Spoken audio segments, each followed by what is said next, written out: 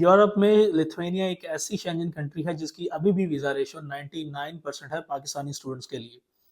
इस कंट्री को पाकिस्तानी स्टूडेंट को क्यों चूज़ करना चाहिए? पहली रीज़न ये है कि इस कंट्री में ट्यूशन फ़ीस जो कि 2,200 यूरो से लेके 6,000 या 7,000 यूरोज़ में आपको मिलती है। सेकंड चीज़ इसमें ये है कि आपको इंग्लिश का टेस्ट नहीं देना पड़ता है। बहुत सारी यूनिवर्सिटीज़ ऐसी हैं जो इंग्लिश प्रोफिशिएंसी लेटर पे यानी कि एमओआई की बेसिस पर आपको एडमिशन जो है वो ऑफ़र करती हैं। और इस कंट्री की जो वीज़ा रेशियो 99% होने की रीज़न ये है कि इस कंट्री को की एम्बेसी जो है वो पाकिस्तान में ही बिल्कुल है ही नहीं। वीएफएस ग्लोबल ही इसको डील करता है, लेकिन आपको बायोमेट्रिक जो है वो किसी अदर कंट्री में जैसे अज़रबैजान है या यूएई है, ठीक है? आपको टर्की में इनमें से किसी एक कंट्री में जाकर आपको बायोमेट्रिक सबमिट करनी पड़ती है।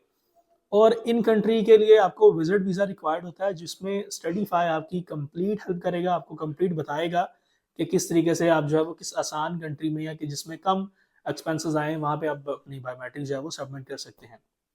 लिथुआनिया में जो एक और प्लस पॉइंट है वो ये है कि बैंक स्टेटमेंट इसमें बहुत कम चाहिए स्टूडेंट को।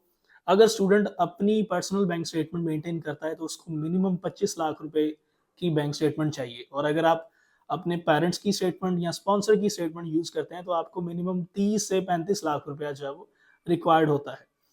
और इस कंट्री का अभी सितंबर इनटेक स्टार्ट हो चुका है। अगर कोई स्टूडेंट जो है वो इसमें अप्लाई करना चाहता है तो वो विदाउट हेजिटेशन हमारी टीम से कॉन्टैक्ट करे और हम उसकी प्रोफाइल देखकर उसकी असेसमेंट करेंगे कि क्या वो एडमिशन ले सकता है या नहीं।